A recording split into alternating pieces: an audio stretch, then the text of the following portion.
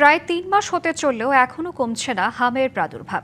আক্রান্ত নবজাতকদের মৃত্যু বেশি হওয়ায় সামনে আসছে মায়ের অ্যান্টিবডি পর্যাপ্ত সুরক্ষা দিতে পারছে কিনা শিশুদের।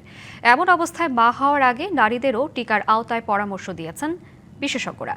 যদিও অনেকে মনে করেন মায়ের থেকে শিশুর শরীরে শক্ত রোগ প্রতিরোধ ব্যবস্থা গড়ে তোলা প্রয়োজন।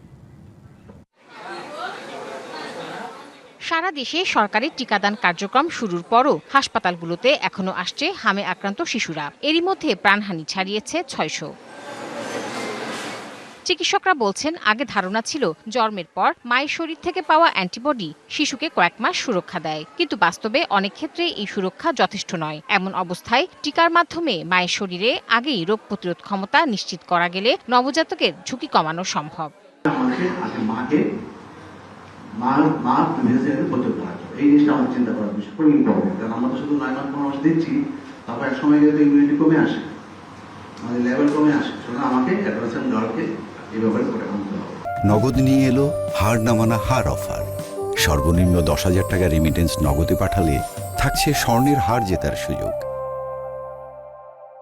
যদিও জনস্বাস্থ্যবিদরা শিশুদের টিকার উপর জোর দিচ্ছেন বেশি। এমআর ক্যাম্পেইন যেটা আমরা বলি, যেখানে মিজেলস এবং রুবেলা টিকা দেওয়া হয়, বাংলাদেশেই আমরা 15 বছরের পর্যন্ত বয়স পর্যন্ত দিয়েছি। তাহলে 15 বছরের একজন মেয়ে যদি টিকা পায়, তাহলে আশা করা যায় সে যখন মা হবে তাহলে তার এই প্রতিরোধ ক্ষমতাটা কিছুটা থাকার কথা। এটা সাধারণত শিশুদের ক্ষেত্রে আক্রান্ত সংখ্যা অনেক বেশি বিধায় শিশু বয়সে এটা দেওয়ার বিধান আছে। এবার একটা মাস ইমিউনাইজেশন প্রোগ্রাম নিয়েছে গভর্নমেন্ট, এবং অল্প কিছুদিনের মধ্যে সব শিশুদেরকে কিন্তু টিকা দেওয়া হয়ে গেছে বাই দিস টাইম। তো ওই যিনি মাতা, উনি কিন্তু ছোটবেলায় টিকা পেয়েছেন, ওনাকে আলাদাভাবে টিকা দেওয়ার কোনো প্রয়োজন নাই। মায়েদের টিকার আওতায় আনার কোনো চিন্তা সরকারের নেই বলে জানিয়েছে স্বাস্থ্য অধিদপ্তর। মায়ের vaccination is not a solution. Tahsina Jessy, DBC news, Dhaka.